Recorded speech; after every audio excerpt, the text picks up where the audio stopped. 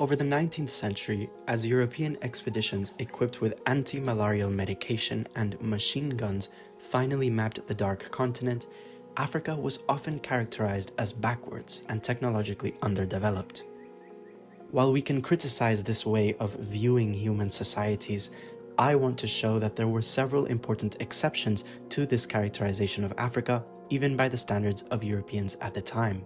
For example, it was and is assumed that Africans south of the Sahara never had writing. While it is true that oral tradition played an important role in African societies, starting in the medieval period, most of the continent had committed local languages to written form through the Ajami script, derived from the Arabic script. By 1730, English geographer Francis Moore remarked how in every kingdom and country on each side of the river of Gambia, Fula speakers are generally more learned in the Arabic than the people of Europe are in Latin. And later, the French colonial governor of Senegal would write that there were more Africans who could read and write in Arabic in 1828 than French peasants who could read and write in French.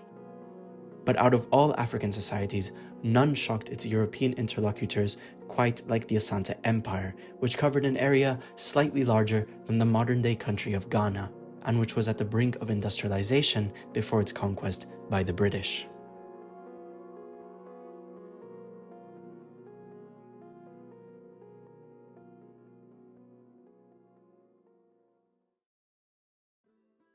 The Asante Empire has perhaps the most historic records written by European authors than any other polity in sub-Saharan Africa. I will try to cover the important parts. Starting sometime in the 13th century, 5 city-states are formed between the Pra and Ofin rivers by Akan-speaking people, which grow wealthy from mining gold and trading it northwards to the Mali Empire and other Sahelian states. Around the 15th century, more city-states form, and they are brought together as a loose trading confederation led by the city of Denchira. This is when the Dutch and Portuguese make first contact, shifting the gold trade southwards and giving the region its name for the next roughly 500 years, the Gold Coast. In exchange for the gold, the Akan people are given Dane guns, making them one of the earliest African peoples to utilize firearms. This brought the other city-states onto equal footing with Denchira, such that when Denchira tried to extract more tribute from them to keep up with European demand, the other city-states banded together and overthrew Denchira.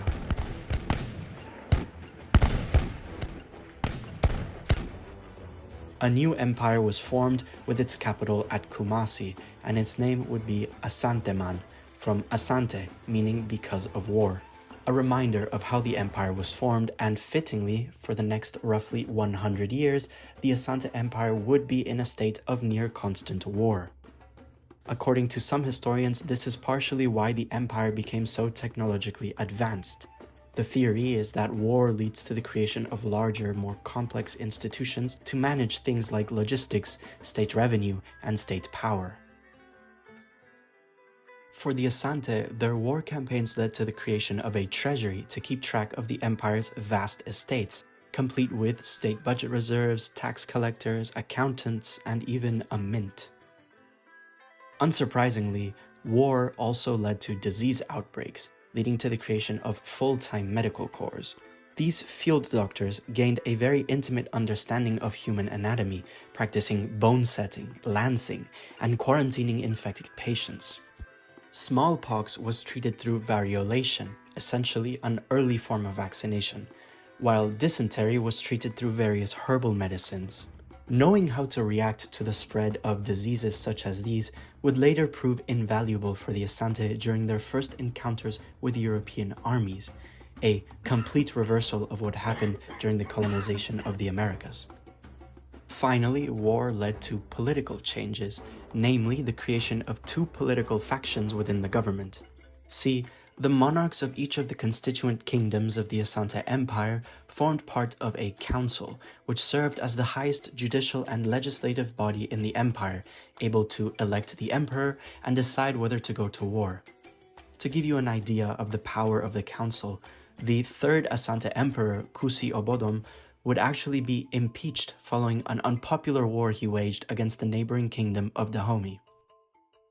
Over time, the council split into what historians call the Peace Party, which favored more limited government and a focus on commerce, and the War Party, which favored a state monopoly over trade and a continued focus on military expansion. Initially, the War Party dominated politics, but as we will soon see, the Peace Party and its ideals will have a profound impact on the future of the empire. This is not to say that the War Party was somehow incompetent at running the economy. During this time, we see the construction of a road network throughout the empire, connecting every major city to Kumasi. One road led northwards to Djenné, an important city of the Mali Empire but which continued to be an important node of trans-Saharan trade after its collapse. Two other roads led southwards to important European trading outposts, Elmina and Accra, thus connecting Kumasi to transatlantic trade as well. These roads additionally served as a barometer of imperial authority, with the time it took to deliver a message from Kumasi to any city determining the level of central control. 6 to 12 days designated a metropolitan boundary, and 35 to 47 days designated a frontier boundary. As another example of what I mean by barometer of imperial authority, opposition to road building in recently conquered states often constituted the earliest signs of rebellion against the empire. As a result, lodges had to be constructed for road wardens to suppress these incipient rebellions.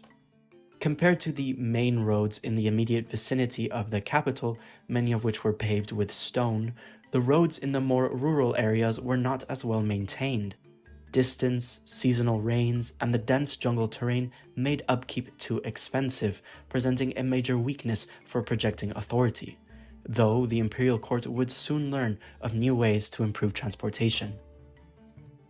A European visitor, an Anglo-African missionary by the name of Thomas Freeman, described the transportation system in England to the Asante Emperor, later writing in his journal, "Part of the time was occupied in a lively and spirited conversation on England and on the arts and sciences.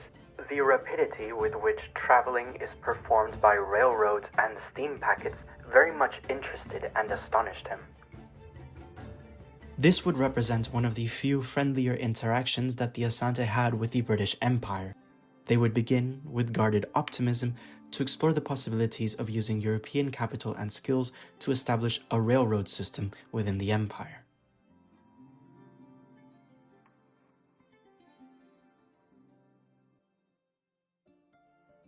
Relations with the British had begun fairly positively, with a British delegation led by Thomas Bowditch arriving at Kumasi in 1817 and signing a treaty whereby Britain recognized the authority of the Asante Empire and agreed to regularly pay tribute. Thomas Bowditch would provide one of the earliest descriptions of the Asante Empire, replete with illustrations.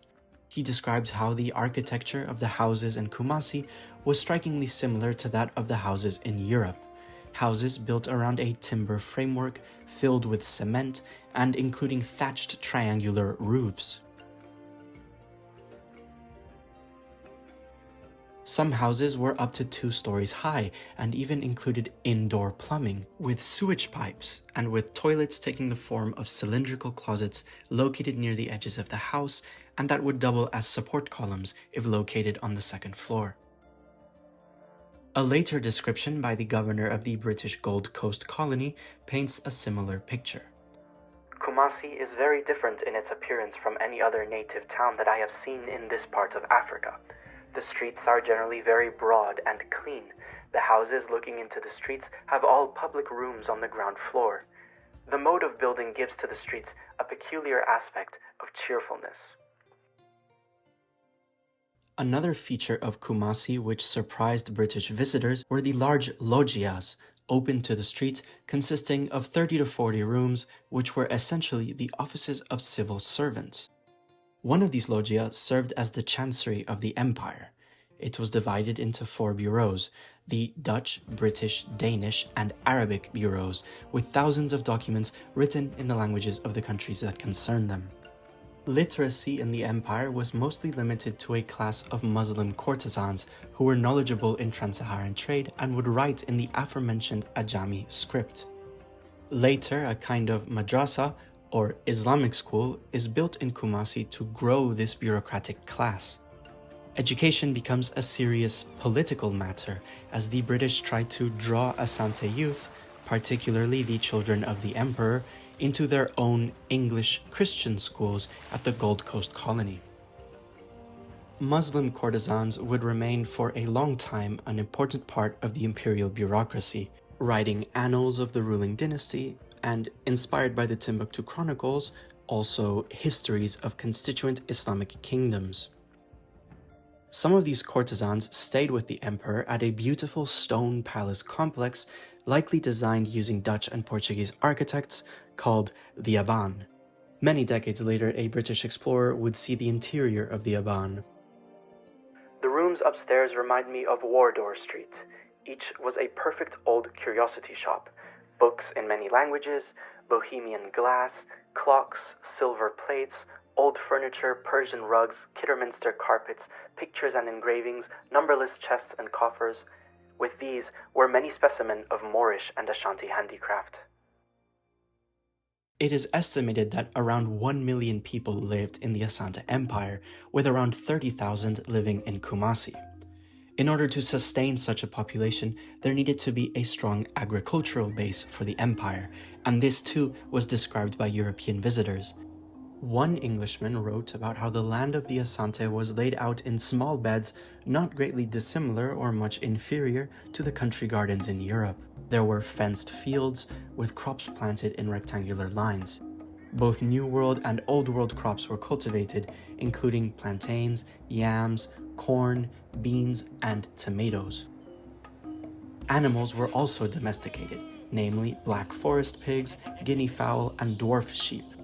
It was these three animals specifically because they were smaller and therefore less prone to a parasite called the tsetse fly, which would kill nearly all draft animals in tropical Africa. British surgeon David Bruce famously theorized that the tsetse fly was partially why Africa fell behind technologically. Tropical Africans could not plow their fields with oxen or ride horses. Thus, local agriculture was crippled. The main way to transport heavy cargo was through human porters, and the main way to travel was either by canoe or on foot. The British exploited these conditions to justify their diplomacy with the Asante.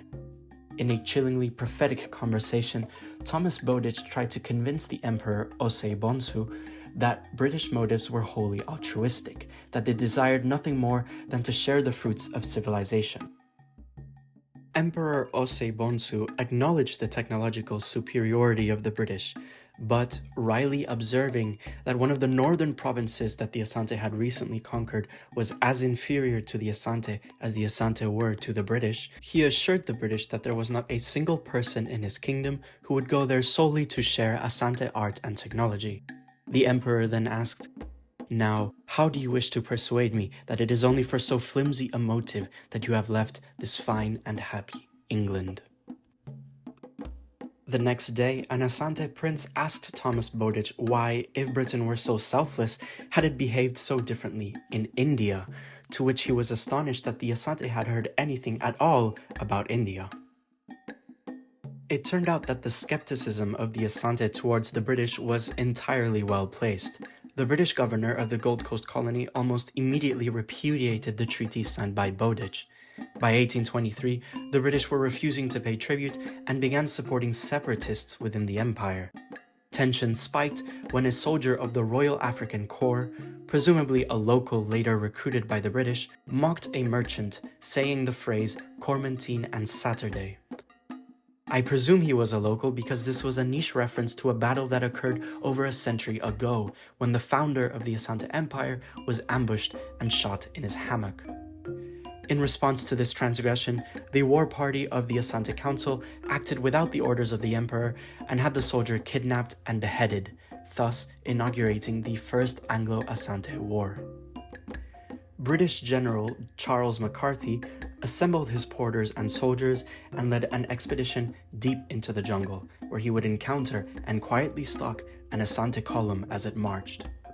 But believing that the Asante army contained several disaffected men willing to defect, McCarthy instructed his field band to loudly play the British national anthem, "God Save the King." The Asante responded by firing upon the British. the porters fled, leaving behind 4 crates of supplies. The first crate was opened and the ammunition distributed.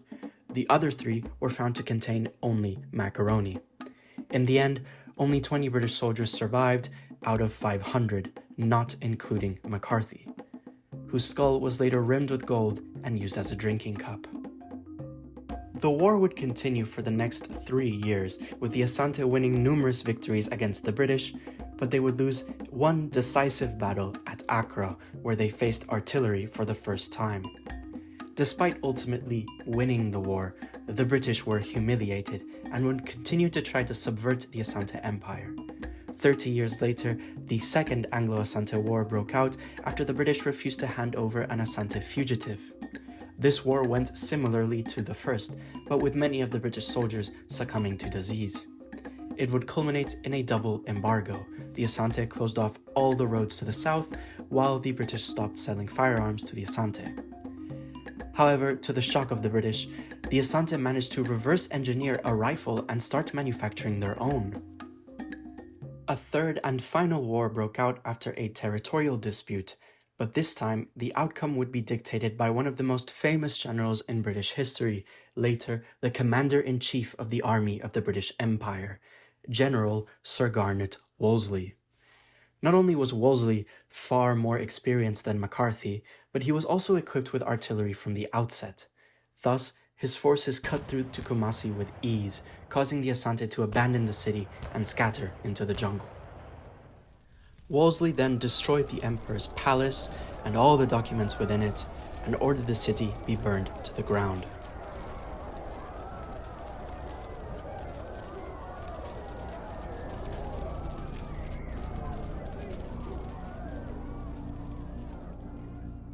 The Third Anglo-Asante War was devastating. British writer and surgeon Richard Freeman described the ruined city of Kumasi 10 years later. Kumasi was a great disappointment to me. It was not merely that so little existed, but that so much had been destroyed. As it stands, the town was nothing more than a large clearing in the forest, over which were scattered somewhat irregularly groups of houses. These houses once stood in wide and regular streets, but since the destruction of the city in 1874, the natives do not seem to have had heart to rebuild them. Yet there remained some few vestiges to show what Kumasi had been in its palmy days. A few broad, well-kept streets still existed, lined by houses of admirable construction, careful and artistic finish, and excellent repair. The Asante had become profoundly aware of Britain's technological superiority. It is during this time that a young prince would seek to correct this power imbalance and modernize his country. Enter John Owusu Ansah. This was the grandson of Emperor Osei Bonsu. His family was given to the British as hostages as part of a peace treaty. Consequently, Owusu Ansah received an English education at the Gold Coast colony and developed a very different worldview from his fellow countrymen, especially the imperial bureaucrats who received an Islamic education at Kumasi. Richard Freeman would later meet the young prince, writing, I received a surprise that made me for a moment think that I was the victim of a hallucination, for out of a narrow turning there emerged a gentleman arrayed in the costume of Piccadilly. He wore a shapely bowler and a well-fitting, fashionably cut suit of clothes, and in one of his kid-gloved hands he carried a modish walking cane. But the most astonishing thing was that he wore his clothes and carried his cane with the unmistakable air of a man who was accustomed to them, and not with the embarrassed manner of an occasionally dressed native. Prince Ansah followed in the footsteps of his father, who was similarly educated in London and sought to modernize the Asante Empire. Specifically, the prince wanted to use his father's connections to create a joint venture between Asante imperial authorities and private European investors. Together, they would build railroads and factories within the empire and finance the development of gold mining and timber industries. His first attempt at creating such a joint venture was with a Guernsey man, Monsieur Erivel, and it was called the Ashanti and Pra Mining and Trading Company. 400 Asante laborers were assembled which would have had the task of building railroads, but Their deal was impounded a year later by the High Court of the Gold Coast, and a year after that, Monsieur Erivel was harassed into abandoning the scheme altogether by the Customs Department. Despite the intense opposition of the British government to any attempts at modernizing his country, the prince would not hold as much contempt for the British as he would for his fellow countrymen, writing to the government of the Gold Coast colony, "I have been always trying to bring my country Ashanti into the light of civilization. Although my people do not seem to know the good fruits which civilization bears, yet it is my earnest and constant prayer that the light of civilization should smile upon this benighted land. The Ashantis think that in days gone by were days of prosperity. I repudiated the idea with them and argued that if Ashanti were to take my simple advice and be one with the British government, they would soon see it clearly that those days that had gone by were only days of torment."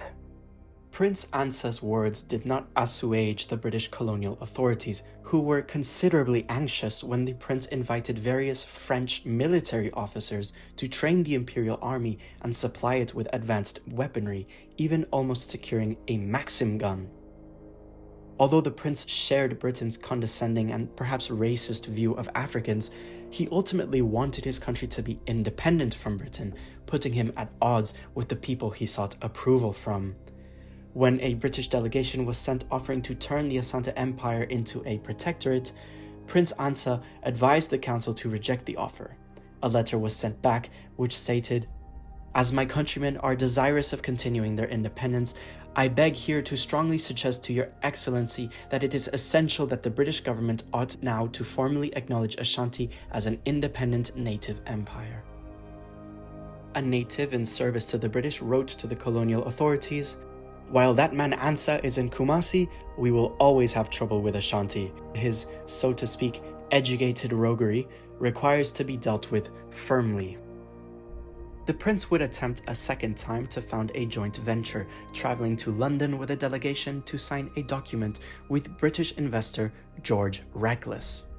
This company would have a much broader range of responsibilities, including building factories and waterworks, organizing a constabulary and a bank with a mint, cultivating farmland, establishing schools for elementary, technical, and scientific education, publishing newspapers, and finally, aiding the organization of the military forces of the kingdom and to assist the king in his government. Essentially, a complete overhaul of the Asante Empire carried out by a private company. That same year, however, the Asante Emperor had entered an alliance with a notorious African rebel, Samori Toure, who was launching a deadly insurgency against the French. The possibility of an alliance between the Asante and the Samorians terrified the British, and so an expedition was sent to Kumasi. Prince Ansa urged the Asante not to fight, insisting a peaceful resolution was still possible and that he had finally secured a joint venture with the British. The British did not encounter resistance, but all was not well. The expedition was very expensive, and disease claimed many lives, including Queen Victoria's own son-in-law. When the expedition arrived at Kumasi, Prince Ansa and his delegates were arrested and brought to the town square, where all the British troops stood at the ready. The people of Kumasi then watched as the Asante Emperor and the Queen Mother were made to prostrate themselves and kiss the feet of the colonial governor. They, along with much of the imperial court, would be exiled, scattered across the Gold Coast colony, Sierra Leone, and Seychelles. Prince Ansa was accused of forging the documents for his joint venture and was taken to court. The British solicitor, who had been present when the documents were signed, complained of the tyrannical conduct on the part of officialdom and of which any nation save our own should be ashamed. In the end, instead of a resurgent Asante Empire, it was completely eviscerated. Britain, from the start, never wanted to share the fruits of civilization with the Asante. What could have been an independent, modernized African country was reduced to what was essentially a large British cocoa plantation. It would take Europe imploding during World War I and II for the British to loosen their grip over their African colonies. German U-boats patrolling the Atlantic Sea meant that the rate of exploitation slowed down and the colonies were given a measure of autonomy. As a result, investment shifted from simple resource extraction to education and industrialization. there is a corresponding growth of unions, student organizations, and ex-servicemen associations. This becomes a period of domestic mobilization and strikes, where a small educated elite now have a large urban population to draw support from. In French colonies like Algeria, the intractability of the colonial government caused these movements to turn violent. A similar unrest was starting to spread in British colonies, with violence breaking out in Kenya specifically. To avoid the kind of costly, protracted war that France was facing, Britain opted for peaceful decolonization, leading to the British Gold Coast becoming the first of all the African colonies to gain independence in 1960, today the country of Ghana.